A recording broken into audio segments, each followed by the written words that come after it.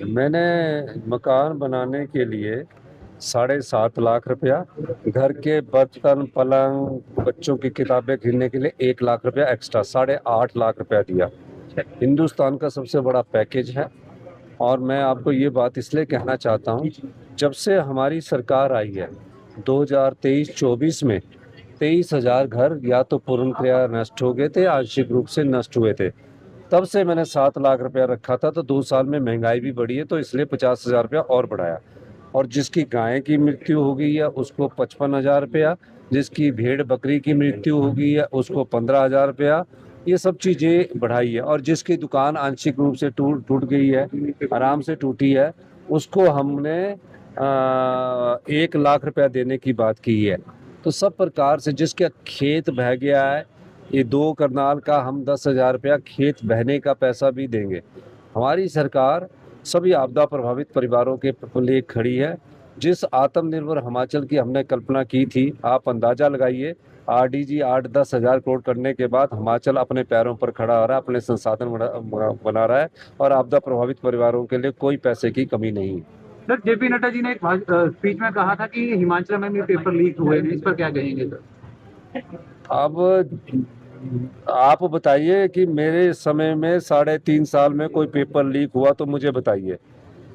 Bharatiya Janata party की 2017-22 में BJP की सरकार थी, कांग्रेस तो विपक्ष में थी। पुलिस पेपर भर्ती लीक हुआ, सबॉर्डिनेट सिलेक्शन में पेपर लीक हुए, पेपर बेचे गए। जो कड़ी कार्रवाई करता है, हमने कड़ी कार्रवाई की सबॉर्डिनेट सिलेक्शन बोर्ड को। मैं मुख्यमंत्री बना ही था, मेरे पास इंफॉर्मेशन आई, मैंने भंग कर दिया। ये होती है कर्तव्य निष्ठा, जो हम अपने कर्तव्य का निर्वाह करते हैं। जब रिज के मैदान पर मैंने शपथ ली थी कि कर्तव्य निष्ठा और सत्यनिष्ठा से प्रदेश की सेवा करूंगा, तो उस समय कर्तव्य निभाने का समय आया, तो मैंने चौथे महीने में सबॉर्डिनेट सिलेक्शन बोर्ड भंग कर दिया। और उनको जो जेल की सलाखों के पीछे आज भी है, वो जो पेपर लीक करने वाले, एक भी पेपर मेरे समय अगर कहीं लीक होने की खबर भी आती तो मैं दावे के साथ कह सकता था कि उनको जेल की सलाखों के बीच में मैं भेजता। नड्डा जी को जो इन्फॉर्मेशन दी है, गलत इन्फॉर्मेशन, इनके जो यहाँ है, उन्होंने जो बीजेपी के यहाँ जो बड़े नेता है, उन्होंने गलत इन्फॉर्मेशन दी है। और मेरे से एक सवाल और पूछ रहे हैं पिछले विपक्ष के नेता कि आप पेपर लीक पर आपने क्या कार्रवाई की। उल्टा चोर कोतवाल को डाल रहे हैं और मुझे बोलते हैं झूठ बोल रहे हैं। सबसे बड़े झूठे तो आप है। पेपर लीक आपके समय में हुए, पुलिस पेपर भर्ती लीक आपके समय में हुआ, पेपर बिके आपके समय में, पेपर सबॉर्डिनेट सिलेक्शन बोर्ड में आपके समय में। तो ये बात कह के गलत बात की है।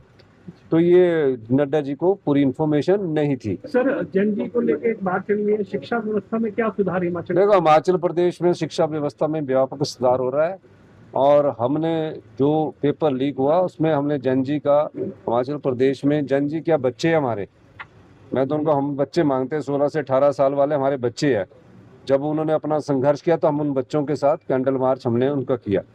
एक बात और कहना चाहता हूँ, कहूँगा, हम भारतीय जनता पार्टी के खिलाफ एक श्वेत पत्र लाने जा रहे हैं, एक कमेटी का गठन करने जा रहे हैं।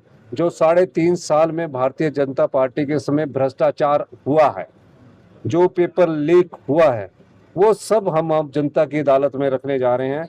जल्दी ही एक हमारी श्वेत पत्र व्हाइट पेपर कमेटी का गठन किया जाएगा, कैबिनेट में एक प्रस्ताव लाया जाएगा। और जितने भी लोग भ्रष्टाचार में शामिल है, जितने भी लोग पिछले पेपर लीक भर्ती मामलों में शामिल है, उन सब के खिलाफ एक चार्जशीट तैयार की जाएगी। और वो श्वेत पत्र चार्जशीट जो होगी वो जनता की अदालत में रखी जाएगी। किस प्रकार प्रदेश की संपदा को कौड़ियों के भाव में इन लोगों ने बेच दिया। सर, जयराम ठाकुर और बिंदल जी ने भी कहा है कि हम कांग्रेस सरकार के जो ये कार्यकाल रहा है इसके खिलाफ प्रदर्शन करेंगे।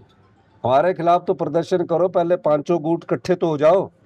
एक गुट कहीं नारे लगा रहा है कि ये मुख्यमंत्री बनेगा, वो दूसरा बनेगा।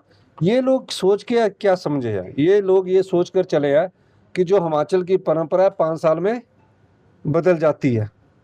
परंपरा वहां बदलती है जब भ्रष्टाचार होता है, परंपरा वहां होती है जब जमीनों की खरीद फरोख्त की जाती है। अभी आपके सामने कुछ और चीजें सामने आएगी, वहां परंपरा नहीं बदली जाती। और भगवान ने अगर बदलना था तो जब हमारी सरकार के 9 एमएलए बिके थे तब भगवान ने बदलवा देनी थी, तब भगवान और देवी देवताओं ने हमें 6 सीटें जिता कर नहीं देनी थी। तो इस भगवान का आशीर्वाद क्या कहता है, देवी देवताओं का आशीर्वाद ये क्या कहता है कि मुझे लंबे समय तक यहाँ इस प्रदेश में रहना है। नहीं तो गिराना होता तो गिरा देते ना, 9 चले गए थे, वो तो सारे शरारती थे। ठीक है ना। अब वो बीजेपी में पूरी खलबली मचाएंगे, खुद दड़ पाएंगे और उनको लड़ाएंगे। सर ये भी कहना है कि सर 2-3 विधायक उनके सर एंट्री के लिए तैयार बैठे हैं सर। मेरे यहाँ जो भी विधायक है एंट्री के लिए, मैं भेजना जो जाना चाहता है चला जाए। हम बिके हुए राजनीति नहीं करना चाहते, हम बिकी हुई राजनीति नहीं करना चाहते कि जो बिकना वाले हैं वो चले जाएं, और भी कोई राजनीतिक मंडी में बिकना चाहता है बिक जाए। पर मैं ये कहना चाहता हूँ, हमारे तो जाने वाले नहीं है, क्योंकि उनको जनता का पता है कि सबक सिखा देगी, और हम भी खुद सबक सिखाएंगे, ये भी बता दें। दूसरा, इनकी पार्टी में जरूर हमसे संपर्क कर रहे हैं, पर हमने कहा नहीं, तुम्हारी पार्टी भ्रष्टाचारियों की पार्टी है, इसलिए हम तुमको नहीं लेंगे, तुम वहां भी आके गंद डालोगे, हमारे यहाँ से तो चले गए ना। अब खुद वहां पा रहे हैं वो सारे।